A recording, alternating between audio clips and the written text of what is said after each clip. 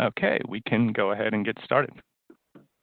Thank you, Ian. Good afternoon and welcome to ChamberRVA's Virtual Education Forum, Equity and Opportunity in Education. We appreciate your taking the time to be with us this afternoon to hear this and to participate in this very important conversation. This particular series is presented by Dominion Energy as our presenting sponsor. Nothing happens in the chamber world without great corporate partners who invest in the work that we do. We also have gold sponsors of Altria, Capital One, Virginia's 529, and a silver sponsor of Facebook. This is a 5-part series on the conversation of equity and opportunity in education, and today is the first session of that conversation, simply titled Equity in Education. Again, thank you for being with us. There's probably no more important topic right now, given that we are all trying to get agreement and best practices and opportunities around how we can educate our children during these very difficult times, given the COVID pandemic. And again, we appreciate you being here with us for this conversation. We have great panelists, which I'll introduce in a minute. Before we do that, I want to introduce Ed Bain from Dominion Energy. Ed is the Senior Vice President for Power Delivery. It's not only Senior Executive at Dominion and does a phenomenal job for them, but he also serves in a variety of community capacities, including as a board member for ChamberRVA. So Ed, we appreciate you being here with us, for Dominion making the investment for this to occur, and we welcome you to provide some comments. Thanks, Brian. At Dominion Energy, we're very proud to sponsor this virtual series. Equity and opportunity in education are certainly some of the more pressing issues, both in our region and the nation as a whole. In fact, they've been that for a long time, but I think it's fair to say that they've gained even greater urgency in recent months. The killing of George Floyd this past May has prompted some long overdue conversations around social justice and equity in many areas. Educational equity and all the issues that surround it should figure prominently in the conversations that we have. Dominion Energy has and continues to help in this area. We recently announced a $35 million commitment to support historically Black colleges and universities and fund scholarships for underrepresented minority students. But there is another major reason we need to talk about equity and opportunity in education right now. Because of the coronavirus pandemic, every one of us is attending this event and doing so remotely. We have that opportunity because we live in areas with high-speed internet and can afford to have it. Many of us can work from home. We can run our business out of a spare room. We can pay our bills online. We can see a doctor through telemedicine. And our children, a lot of our children, can attend school through distance learning, go to classes on Zoom, do research on the internet, email reports and projects to their teachers. But there are many Virginians, however, who can't do any of these things. And by many, I mean more than 500,000. They live in rural areas without broadband internet access or can't afford it in areas that do have it. Before the pandemic, that was an inconvenience, maybe sometimes an obstacle, but today it's a serious hardship to education and equitable opportunities. I'm proud to say that Dominion Energy, working with fellow co-ops and some internet service providers, are helping to improve that situation. Thanks to the legislation passed by the General Assembly and signed by Governor Northam, we are implementing a pilot program to partner with internet service providers to provide broadband service in unserved areas. We are in a unique position to do this because of our obligation to provide electric service. And as we move forward to transform the electric grid, we're installing fiber in various areas. By using fiber capacity to support both operational needs and broadband access, we can help lower the deployment costs for internet service providers and close the middle mile gap. This means more people will have the ability to pay their bills or see their doctor, and more opportunities for economic growth in places that have had too few. And perhaps most important of all, it means more educational opportunity and equity for school children who may otherwise be left behind. As individuals, we can all play a part by advocating for our school systems, getting involved with programs, and supporting education foundations and other entities that also help close the equity gap. remember that silence is consent. And lastly, for those of you who educate our youth, thank you for what you do each and every day. Thanks again for the opportunity, and I'll turn it back over to you, Brian.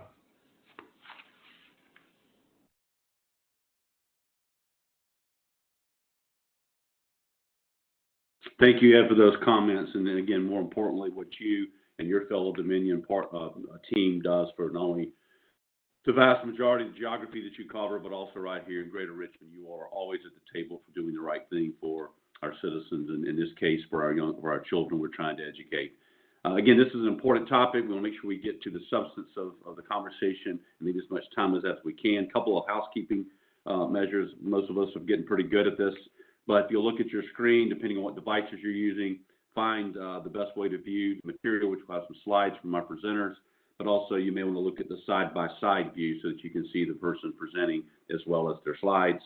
We do have a lot of people on the call, so if you can keep your devices muted, unless you are using the raise hand function to ask a question. You can also type a question into the chat box, and we'll be making sure that we will be watching that so we can ask your questions of our panelists. So if you'll make sure you follow those guidelines, we can all benefit from a good call. This is a very important conversation, not just for today, but for the next four parts of the series. And it's a good way to set the foundation by having two of the most important people probably in the system, and that's starting at the top with how we educate our young people. We have Dr. James Lane, the Superintendent of Public Instruction at the Virginia Department of Education, and he is joined by Leah Walker, Director of Equity and Community Engagement, also at the Virginia Department of Education. So let me echo what Ed said in thanking you both for what you, your principals, your local superintendents, your teachers, and faculty and staff do in our schools. There's probably no greater calling than to be an educator. And so coming from a family with a wife that teaches and a sister that's a principal and others in our family, I know firsthand just how much you care and how much you do in preparing the citizens of tomorrow. So Dr. Lane and Leah, welcome to today's call. Thank you, Brian, and thank you for having me. Excited to see so many of my friends on the call, and thank you for that introduction from Ed Bain, who I got to meet as a member of the Chesterfield Education Foundation. Ed, good to see you again today. Yes, today we're going to talk about centering equity in Virginia. We're going to talk about centering equity in the context of the pandemic. You know, it's a difficult time right now for education leaders as they're making decisions about how to open school, and there is a growing disagreement in our communities around whether instruction should be in person or whether it should be predominantly remote based on the health conditions. And I'm going to talk to you a little bit about how our superintendents and how the Department of Ed and Virginia Department of Health are navigating that. But in the midst of this, global pandemic, we're also facing in our education system a reckoning with how we handle racism and systemic racism in our schools. And I've been asked a few times over the last couple of weeks, how can you continue to focus on all of this equity work while you're focusing on COVID and everything else? And, I guess my first answer is we can walk and chew gum at the same time. But when you look at what our students are facing in the context of COVID, the same systemic racism issues are coming to the forefront. The same equity issues along social and emotional and socioeconomic lines are coming to the forefront. And I believe if we're really going to address the context of this pandemic, we've got to address those other issues at the same time. And there's, and this will sound somewhat oxymoronic, but there's no better time to do that than when there's a crisis and there's so much attention on our work. And I'm pleased to be joined, and I'll let Leah introduce herself in a moment. I'm going to do a couple slides on how all of this is working, and Leah is really our key thought partner at the agency as our director in the Office of Equity and Community Engagement. And Leah is going to talk you through how we think about equity and how we're implementing some of that in a moment. But Leah, before I get into the slides, I just wanted to say hello and welcome you as well. I think we got you muted still, Leah. Sorry. There you go. Oh, can you all hear me now? We can. Great. Thank you for having me, everyone. It's great to be here. Thanks for the introduction, Dr. Lane, and look forward to sharing our work with everyone today. Yeah. And I don't know if I'm driving the slides or not, but I'll just say next slide for whoever's doing that. Great. And so first I want to talk about Virginia's return to school plan. One of the questions I've gotten most frequently is, is there going to be a statewide mandate, or why isn't there a statewide mandate? And ultimately, like we did when we closed schools, we closed schools under an executive order. But opening schools is actually constitutionally a responsibility of school boards. And so we have focused on providing guidance. The Department of Ed has provided extensive guidance to our school districts. Our return to school plan is paired with a document that we've provided by the Department of Ed, which I'll show you in a second, that is called Restart, Redesign, and Recover. And essentially that is a 135-page guide on how to think about opening schools and phasing in-person instruction. And so in order to do that, we did align our school opening plan to the Forward Virginia Blueprint. And there were certain activities that would happen in phase 1, phase 2, and phase 3. And the idea was that by the time we got to phase 3, all students would receive in-person instruction. And so we were scaling up that in-person instruction. As part of that, you'll find in our plan, when I show you more detail here in a second, we were focused on health and social, emotional, and the physical well-being of students and staff. And so, but ultimately, you'll see that in our opening plan from the state level, we centered equity. We wanted our students who had the greatest needs for instruction in person to get those opportunities first. Now, we quickly moved through the phases, and so many of our school divisions did not begin in-person instruction in the summer, and so they're having to phase in-person instruction as we start school. Plus, as we entered phase 3, we've seen spikes not only in the Commonwealth, but all throughout the nation that have given our superintendents pause and reason to be more cautious. And you're seeing a lot of our school divisions open predominantly remote and building in plans to scale up this in-person instruction. And so next slide. Here are 3 documents I'll point out to you. So again, Recover, Redesign, and Restart is the document that's pictured on the right. That's the full 136-page guide. When you get these slides emailed out to you, these are hyperlinks that you can click on. The CDC has also provided extensive guidance, and we have the governor's plan, which is Virginia's phase guidance, that essentially shows you how to move through each of the 3 phases. Next slide. And so just quickly, I'm going to describe each of the 3 phases so you get a sense of how we're centering equity. And then I'm going to talk a little bit about what school will look like in each of the divisions. So in phase 1, which is our most restrictive phase, school divisions should be doing predominantly remote instruction, like you're seeing many of them announce right now.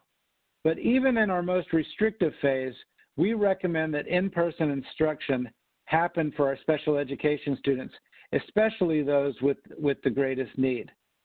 We're very, very concerned about regression, especially of some of our students with more severe instructional disabilities, like autism and intellectual disabilities. And so we want those students to get back to in-person instruction immediately in phase 1. Then in phase 2, we began to allow even more in-person instructional programming, with English language learners being another vulnerable population from an instructional standpoint that really need in-person instruction, and our youngest learners, pre-K through 3rd grade, were allowed to come in person in phase 2. Then in phase 3, which started at the beginning of July and we're in now, we essentially were recommending in-person instruction for all students. But we paired that with some specific mitigation strategies, which included 6-foot physical distancing and the requirement that staff wear masks. Now, since that time, we've found citations from the American Academy of Pediatrics that say that you can go as low as 3-foot physical distancing if you require students to wear masks. And so that's one of the situations that school divisions are working through. Do we do 6-foot physical distancing, or do we do 3-foot and require students to wear masks? At 3-foot physical distancing, you can usually get about 22 students in a classroom. At 6-foot physical distancing, you can usually get between 12 and 16 students in a classroom. Similarly, at 3-foot physical distancing, you can get 26 students on a school bus, but at 3-foot physical distancing, you may only be able to get 12 or 15. And so some people have been advocating for no restrictions and every student to come to school. But what we know about this pandemic is if we practice strong hygiene, if we practice physical distancing, if we practice appropriate masking and face coverings, then we can successfully mitigate a lot of the concerns with this pandemic. And so school divisions are having to think through those instructional plans. But again, what we found is that many of our school divisions are seeing spikes in their communities, especially in the Tidewater region. And as recently as this week's data, we're starting to see spikes in the Southwest Virginia region.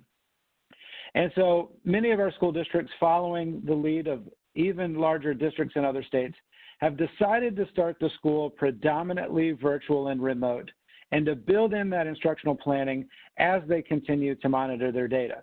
And what we're finding from a trend standpoint is that our larger school districts and our urban school districts are more likely to be announcing virtual openings, and our rural school districts and our small school districts are more likely to have some type of in-person offering, whether it's hybrid or fully 5 days a week. There are exceptions. We consider Hanover a larger school district. Right now, Hanover is planning an in-person instructional programming, and we're seeing some exceptions where some of our smaller school divisions are beginning to announce full virtual plans as data becomes available. Each of the school divisions are required to submit a plan to the Department of Education on how they will implement the health mitigation strategies we've recommended, and a separate plan for how they will ensure that students get the appropriate instructional planning all year long. Whereas schools were closed from March until June, the key message is that whether it's virtual or whether it's in person, schools are open next year, and the instructional requirements that we have in place in a traditional school year will remain for our school districts. We have provided our districts, in addition to the 136-page guide I shared with you, over 100 frequently asked questions on our website that's linked here to answer all of the different situations that they're having to work through. And I will tell you that we're starting to get school plans. They're due 15 days before the beginning of the school year. Louisa is opening in person, and they're opening on August 12th. So we're within that 15-day period now for a lot of our school districts, and they have already submitted their plans. And what you'll find is that the plan could be hybrid, where kids come a couple days a week based on the capacity needs if you follow that 6-foot physical distancing. They may be doing different things by grade bands.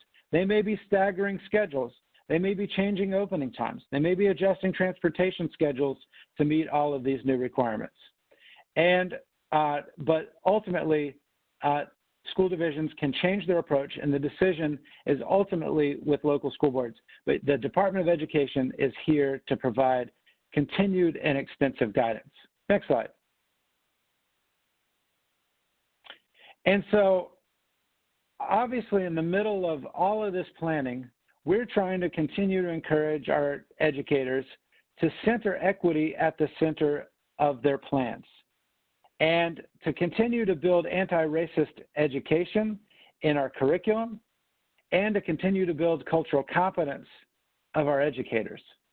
And so we've updated and enhanced our definition of educational equity in Virginia. If you've heard me speak on this in the past, I've spoken at length about how equity is giving every student what they need at the time that they need it to be successful. And we've evolved that definition because what we've realized is that equity actually isn't about equity in inputs and equity in resources. We're not really going to have equity in our schools in Virginia until we have equity in outcomes for our students. We've got to know that our students will be successful regardless of their background when they leave our schools. But what we know today is that far too often, you can predict the outcomes of student groups based on their background. We refer to those often as achievement gaps. But we are going to focus at the Department of Education not just on giving schools the right resources, because equity is going to require a change in resources. It's going to require an equitable distribution of our funds. It's going to require an equitable approach to curriculum. It's going to require more culturally relevant pedagogy. It's going to require more cultural competence of our leaders and teachers. But ultimately, all of those are the tactics and the strategies.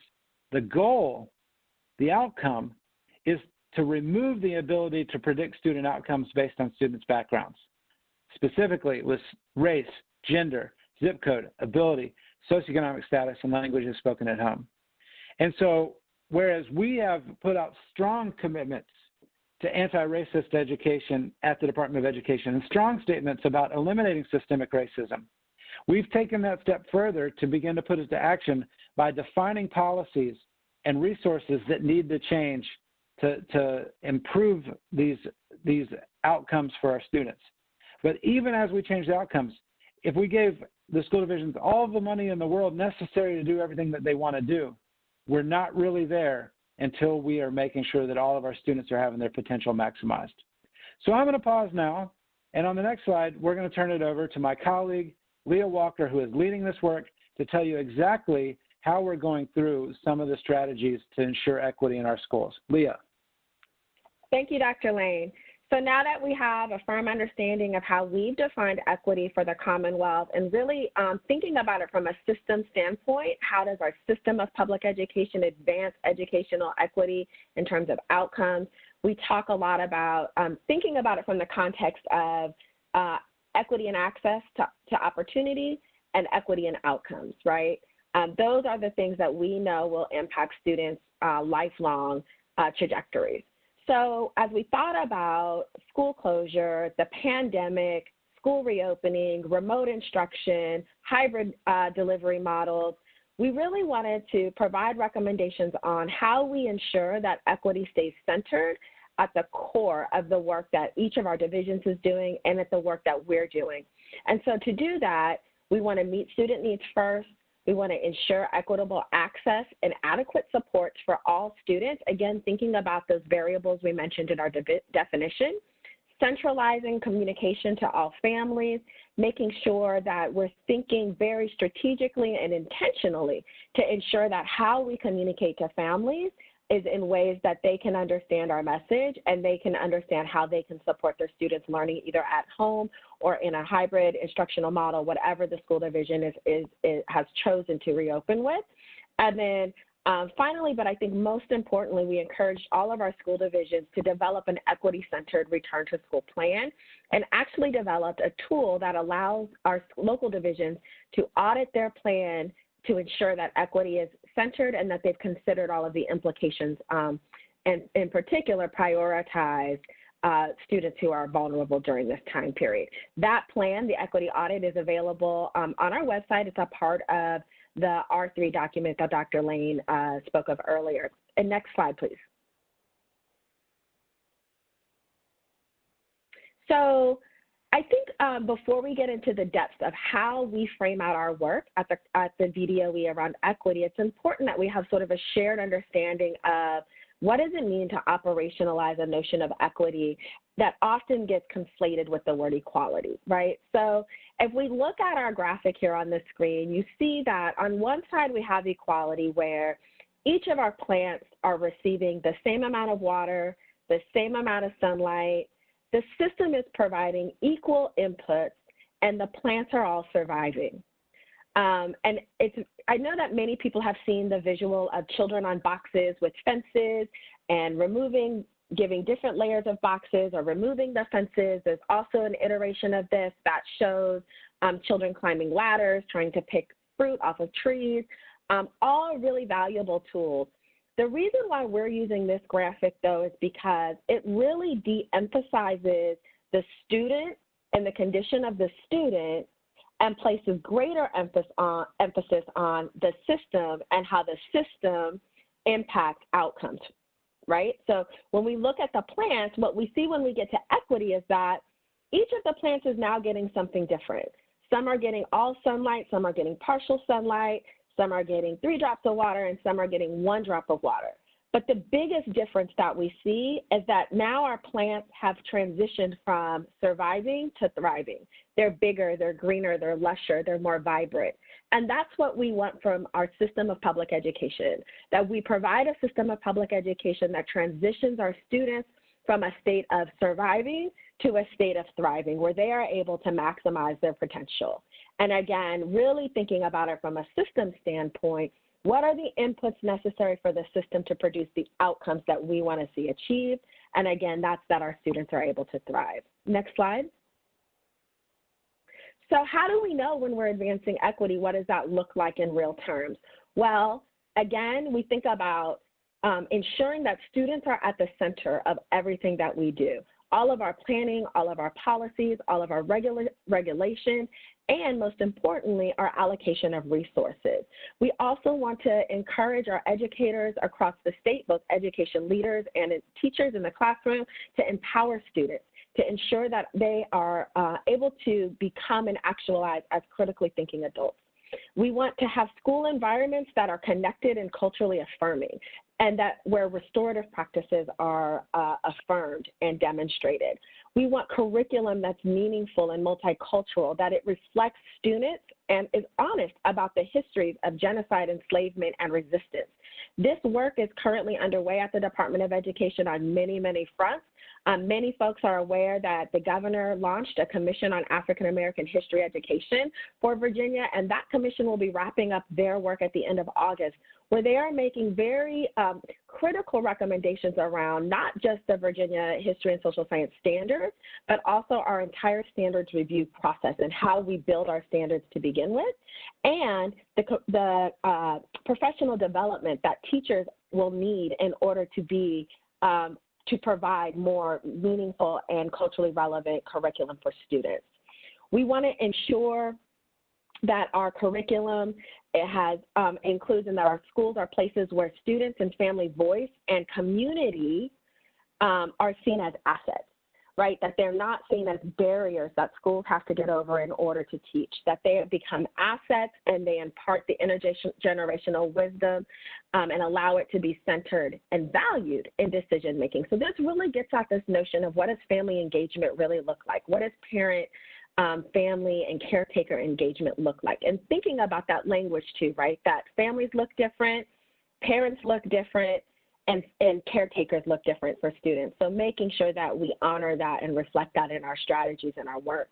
We want to have school systems that maintain climate and conditions that attract high quality teachers and administrators of color and culturally competent educators, right? So we know that right now in the Commonwealth of Virginia, our student graphics indicate that we have 52% student enrollment that are students of color, but 82% of our teacher workforce are white.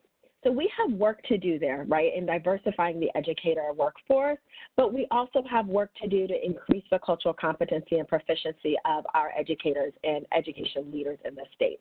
We want to have funding for schools that's equitable on a statewide level and within districts. This is a conversation our State Board of Education is actively involved in. This is really at the heart of their work on the standards of quality and thinking about how does the state and how do the formulas for state funding, how can we apply that in ways that advances equity, again, where we think about the inputs necessary to produce the outcomes that we desire. And that there's clear and continuous process to identify inequities, and that when harm occurs, relationships can be repaired and restored. This really gets at the root of what Dr. Lane was talking about, is how do we advance the anti-racist educator competencies that are necessary in order to dismantle systemic racism from public education. And then finally, that administrators, educators, and other school staff are both racially and socially competent. So racially competent, we understand a little bit about what that means when we talk about culturally responsive practice and culturally relevant pedagogy. But when we talk about socially competent, this really gets at some of our other inequities that we see across the system, thinking about socioeconomic status, thinking about ability of our students, and also, you know, our LGBTQ student population. Are our educators socially and racially competent? Next slide. So what does it look like? Well, you see here we have a graphic that centers equity. And centering equity for the Department of Education means that we prioritize increasing the cultural proficiency of our educators and education leaders, and that we eliminate opportunity and access gaps from within the system.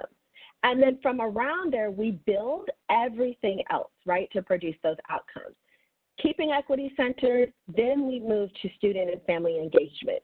Then we move to the social emotional learning supports that students need to be successful. And then we are able to focus on the academic gains that we want to see our students achieve. This, again, is just a visual demonstration of what we've already discussed, which is when you center equity, this is how that looks. And we always keep that at the core of the work that we do. Next slide.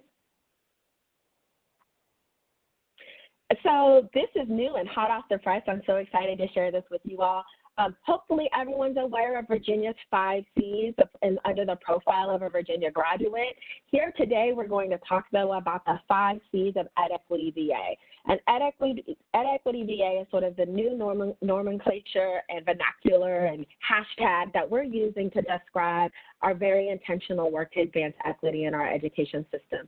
And so this work relies on these 5 critical pillars or competencies: that we demonstrate compassionate student and family engagement, and we talked a little bit about what that looks like; that our educator workforce and leaders are culturally responsive; that we demonstrate courageous leadership, and part of courageous leadership are having these conversations like we're having today in an honest and authentic way; that we examine our curriculum for reframing and really think about, is our curriculum reflective of the student population that we are serving? Is it engaging? Is it relevant to the lived experiences of their own communities? And do they see themselves reflected in an authentic way in the curriculum that they are provided?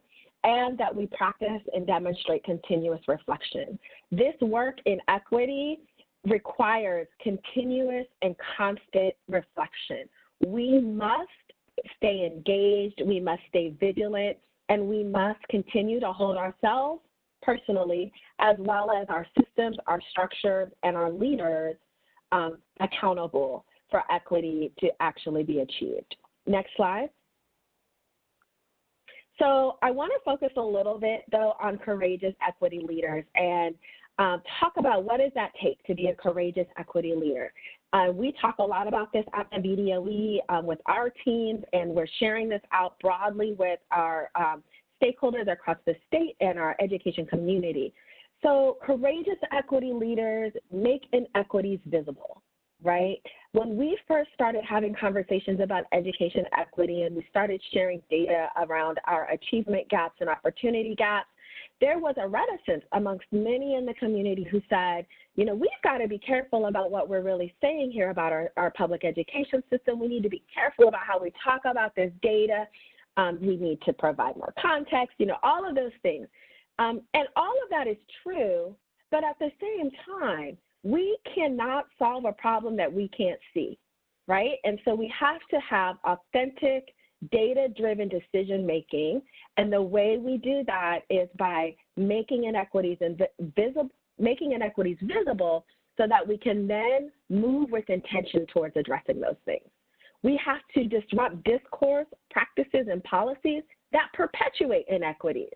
We all have to be active in the conversation around how is the system preventing access to opportunity for students. We have to encourage programs that support multilingual language and literacy development. We have a growing English learner population in the state of Virginia. That's the federal definition, English language learners. They call them ELLs. We're moving to transition that vernacular in the state to an asset-based framing where we talk about multilingual learners. We use language like emerging bilingual. Again, asset-based framing, because the students are not necessarily illiterate. They are proficient in the language that they were taught at home, and we need to think about how do we frame our work with that student demographic and population from an asset base, where we draw upon their cultural identities and affirm that in a way to support their acquisition of the English language. We need to normalize conversations about race, racism, and inequity. This, again, is making equities invisible. Well, we can't do that if we're not willing to engage in conversations about race, racism, and inequity. And that has to be normalized amongst both our social interactions as well as our professional interactions. And we need to support teachers and building level administrators' efforts to address equity and racism. This is hard work. This is uncomfortable work. This is the work that requires that we reflect personally on our own selves in ways that we're not often called upon to do in our professional lives, but it is the most critical and necessary work that we can do. And so supporting those and providing backup to those who are leading this work at the local level, at the classroom level, at the building level, at the state level is critically important. And so thinking about, if you're a courageous equity leader, are you checking all of these boxes? Can you affirm that you do all of these things? And I include a quote here from Desmond Tutu that says, if you are neutral in situations of injustice, you've chosen the side of the oppressor. And so really being a courageous equity leader requires that we are all engaged actively in this work and that we move into a position of accomplice, of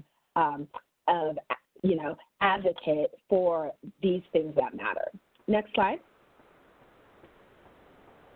And this is how you can connect with us. We definitely wanted to leave time for questions and discussion, but our website is there. Virginia is for learners.virginia.gov is where you'll find the home place of our equity work.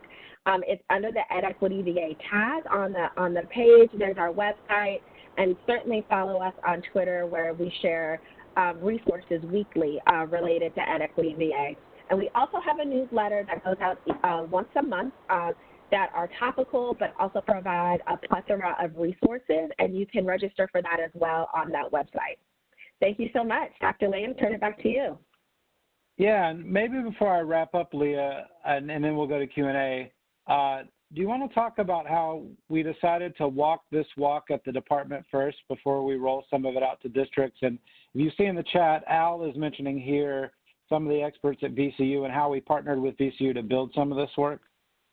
Sure, absolutely. Thank you. I was talking so much that I wasn't looking at the chat, but yes, so one of the things that was really important, Dr. Lane and I really thought intentionally about was it's not enough for us at the department to sort of be telling the field what they need to do and not doing that ourselves at the agency. And so we engaged in a year-long professional development with VCU's School of Education and the Office of Strategic Engagement, led by the work of Dean Dare and Dr. Joshua Cole and Dr. Cassandra Stanley. And we began to embark upon this sort of courageous equity walk at the department. We're doing a book study, and then our book is called Walking the Equity Talk, Courageous Equity Leadership in Schools.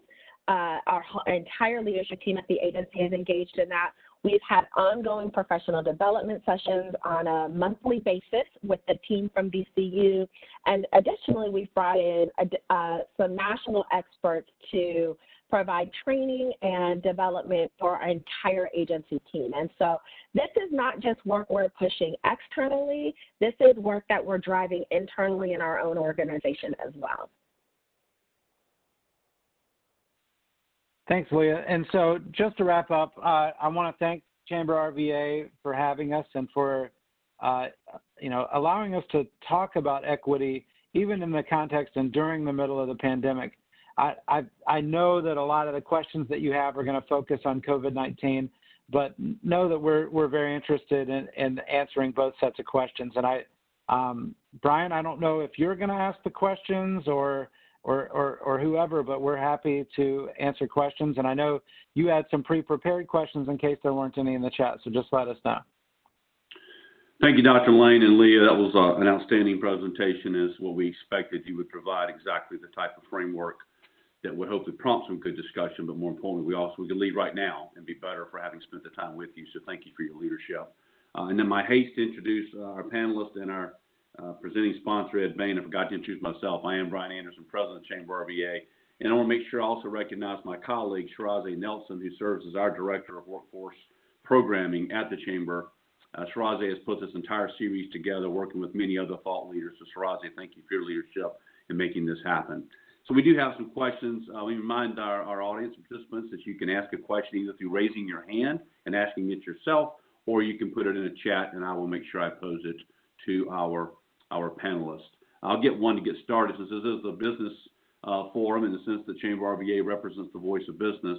Let me ask you, both of you, to comment on, right now, if you had to ask the business community, what would be a specific ask to us? What can we do to support you, your administrators, your teachers, and our parents as we are all approaching a new learning environment, not just given the COVID pandemic, but also given this conversation around equity? What can we, the business community, do to help you? Yeah, thanks, Brian. And I think the first thing I would say is flexibility. We're hearing from parents constantly that are, nearly in tears, worrying about their jobs if they have to monitor students at home. And the situation is different in every district, but some of our districts are starting predominantly remote and virtual. And what I would just first encourage you to do whatever you can to provide flexibility to parents to ease their fears, while our school divisions are working through an increasing number of cases and supporting safety during the pandemic. And I would also say flexibility in terms of giving the district's patience to, build support for and the resources that they need to be able to provide the teachers confidence that the environments are safe for adults, and especially those that are not high risk, before we can do in-person learning. And then the third thing I would say is continue to be a partner. We're still going to have school. We're still going to have CTE programs. We're still going to do job training. And we're going to do it in a very different environment. And so as you're thinking about how you might be rolling out virtual trainings in your space, if you've been one of our partners in the career and technical education space, think about how you can support us with training our students on the facets of your work. And then I would say, as always, so many of our business partners are also philanthropic partners with our schools. And there are tons of resources. We're fighting tooth and nail to get more federal resources. We have a General Assembly session here in a few weeks to address the budget, which will hopefully get our schools more resources. But as you have available resources, whether that's time or donations, I think that will be essential to our schools. And so those are the big buckets on how I think business can help. But the child care piece, I think, is the long pole in the tent that we all have to solve, and partnering with us on ways to do child care that best meet the needs of your employees, I think, has to be top priority. And so the number one thing I would do is connect with your school divisions on their plans. Thank you, Dr. Lane. And I'll just, as a little add-on to that, I think you're seeing that with a lot of large companies and medium and small companies. Anybody that can work remotely, I think, is having that conversation, because if we are able to do so, such a ChamberRVA, that may free up a child care slot for somebody that's an essential worker or first responder a teacher who cannot afford to do that. So I think all of us do have to be flexible. I think it's a great feedback for us. Leah, I compliment the slide, the graphic you put, equality versus equity graphic. I'm not sure if that was your design or somebody else's, but I commend you. I've seen a number of ways to do that, but that particular one really, I think, brings to bear how we all have to just change our way of thinking, and I appreciate you sharing that. And then the other one was the Desmond Tutu quote. I think the movement that's happening right now is moving people. You had to first stop doing harm, as they say. Now all of us that may be, I'm sure I'm guilty of it as much as anybody, we can't be neutral anymore. We have to move to an action or a more proactive, intentional stance of supporting work that you do and your teachers and administrators. So I appreciate you calling it out in the way you did, that we can all move to a different level of engagement. Whitney asked, how would you provide resources and support regarding equity to parents who are going to be homeschooling, monitoring their children in online learning? Leah, do you want to take that, or I'm happy to jump in after you?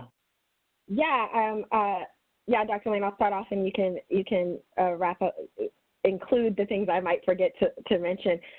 So we have a little bit of experience with this at the Department of Ed when we went into the executive order that essentially closed all public schools for the remainder of the school year.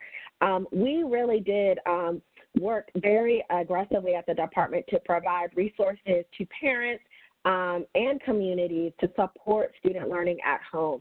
And that was our continuity of learning guidance document, continuity for learning document. It's called C4L on our website.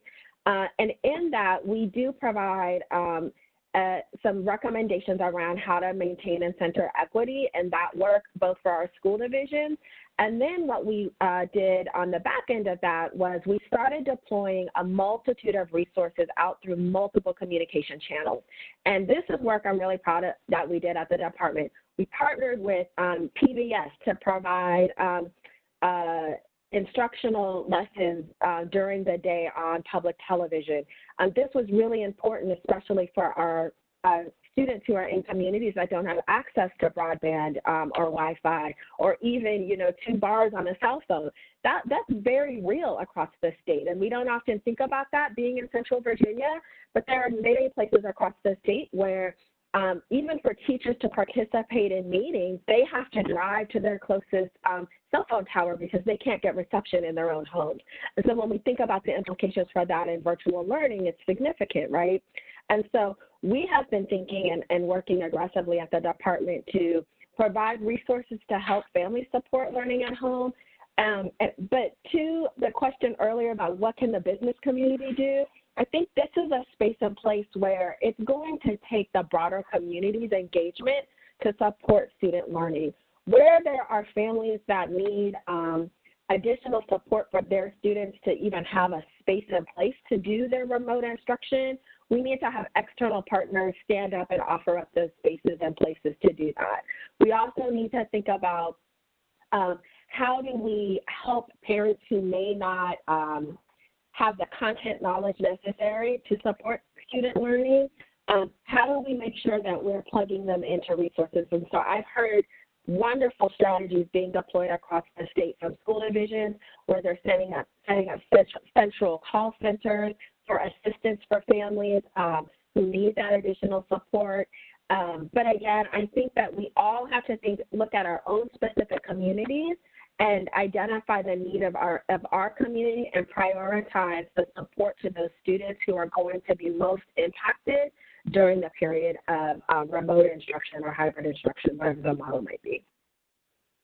Well said. I think, Brian, what I would add to that is, when you think about support regarding equity to parents while homeschooling or monitoring their children at home, I think it's important to distinguish, families may enroll in homeschooling, but that is different than being a part of the virtual learning that is being provided by your school district. Homeschooling has a whole set of rules, and essentially you're disenrolling from the public schools. But for those that are monitoring their children while at home in online learning, what I would say is to be successful in a predominantly virtual setting, which is different than remote learning, because virtual setting has essentially 3 requirements.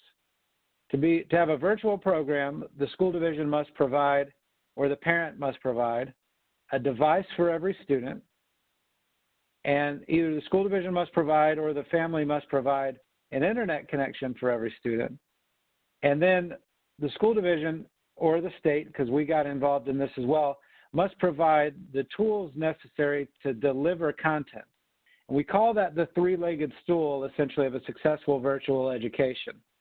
And we know that many of our students don't have computers and the internet, so you're finding rapidly that our school divisions are deploying major device and MiFi, Wi-Fi type programs to schools.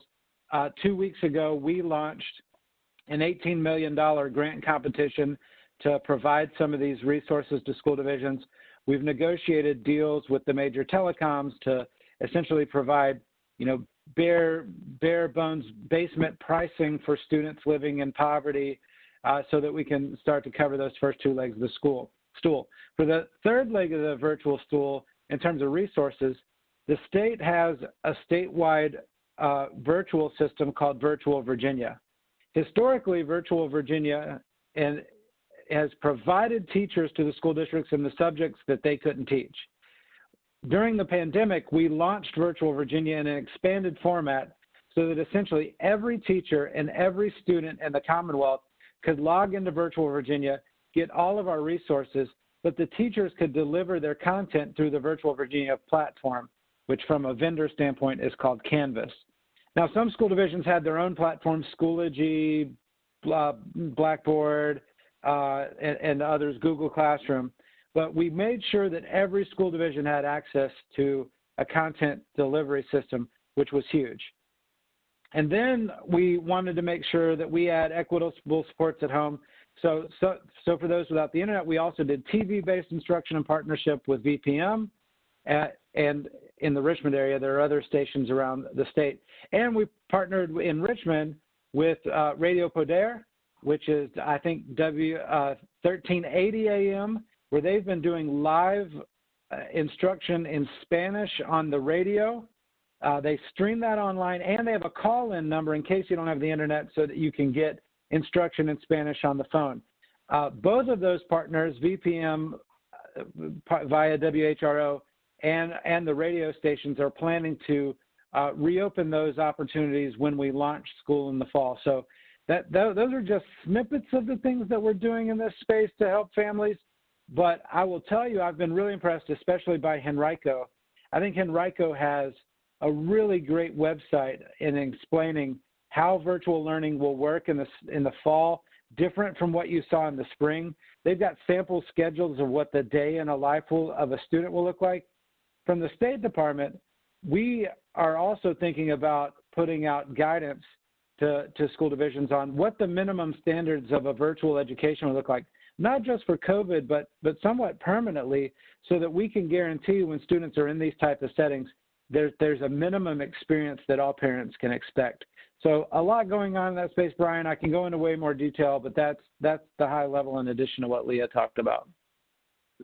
Thank you for both those comments to this question. We're running out of time, so we'll make sure we get to a couple more. But Monica was asking that question about devices and other access to technology. Real quickly, Dr. Lane, if you had to put a number on it, what percentage of the state and Greater Richmond do you think are going to have the tools they need for this virtual environment we're in? Well, I get it. I've heard RPS is providing workbooks, but are we pretty confident that the technology, both hardware and connectivity, is going to be pretty widespread? Well, Brian, I think the way I would answer that is it depends on a key point that's going to happen in the next week. Okay. And I'll tell you what I mean by that. Many of the school divisions that are in our most rural communities that lack quality internet access, not in terms of affordability, which tends to be more of the issue in urban areas, right? The urban areas have access, but it's an affordability issue. In our rural areas, they don't even have the signal necessary. Right. But we're finding more often than not that our rural areas are actually doing more in-person instruction. And so in that scenario, they're often doing that so that they can get the students the instruction they need on the days that they're there, so that they can work separate from the internet while they're at home, and we call that remote learning. Now, for virtual, the more urban, suburban environments where access isn't an issue, we're seeing them choose a predominantly virtual setting, and we're seeing a lot of initiatives, whether it's via the CARES Act or new state money, to roll that out. But the key piece that's going to happen in the next week, the House in the federal Congress passed the HEROES Act, and the Senate is working on the HEALS Act. Now, I'll tell you what all those acronyms mean if you really want to know. But essentially, the House and the Senate, the House being predominantly Democrat, the Senate being predominantly Republican, are going to spend the next week essentially negotiating those packages to get to one final package. In that package right now, at least in draft form, depending on whether you look at the House Democrat package or the Senate Republican package, there is significant investment in broadband and significant investment, billions of dollars coming to public schools. If we get that package, I think we will be a lot closer to school divisions having the resources they need. So advocating for that is a huge priority for us. Then we have the General Assembly session in a couple of weeks. We'll have to do some advocacy there. So I believe that if we can ramp up our advocacy and get those two pieces through, more state funding, more federal funding, which I think are imminent, I think we have a better chance of giving schools what they need to be successful in this pandemic. Excellent. If you'll make sure somebody from your team, Dr. Lane, sends me what you need, both at the state level and federal, we'll make sure that we put our voice and name behind those pieces of legislation. Real quickly, we'll ask, can you speak to the influence of PTAs, I guess, and other parent-teacher organizations as to their ability to affect education equality? You know, the comment, wealthier schools typically have more PTA funding and parent involvement. Anything those associations can do in the last couple of minutes we have?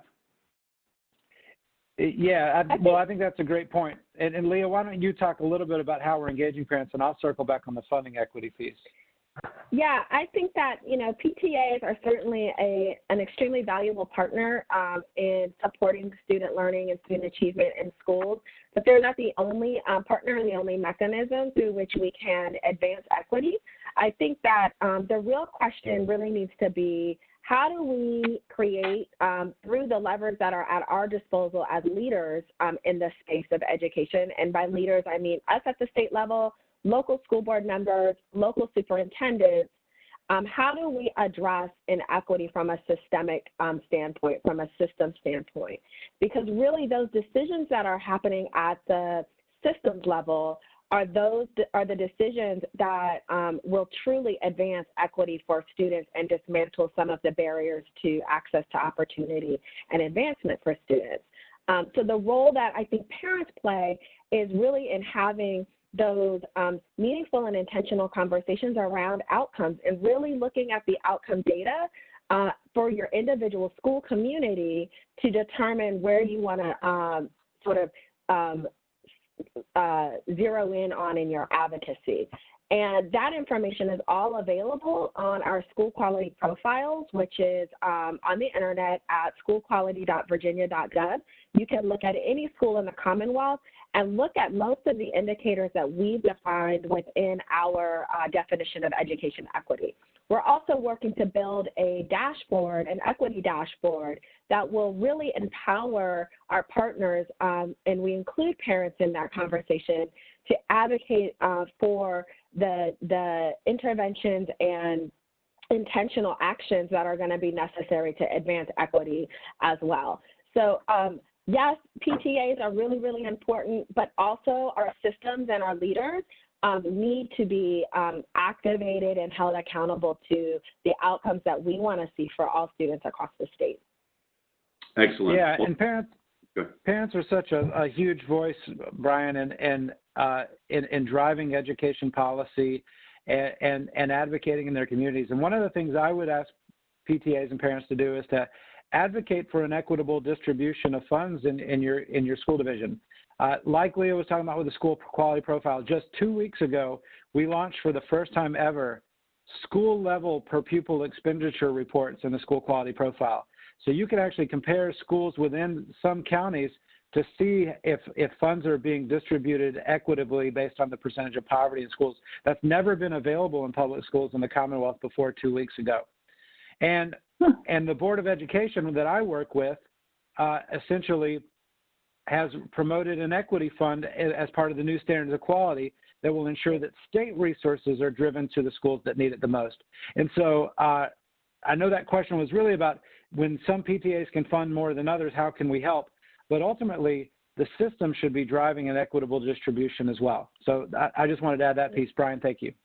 Excellent. Dr. Lane, thank you for your leadership, you and Leah, for being with us today, providing this great conversation. You know, those on the call, if you didn't get everything you need in the sense of this conversation, I know that you can not only find it probably on the Virginia Department of Education website, but I know Dr. Lane and his heart for being transparent, that if you'll let us know or let them know, they will do their best to get you the information you need. We want to be partners in helping our young people, helping our parents, so we can have the best educated children in the greater Richmond region, but also in Virginia.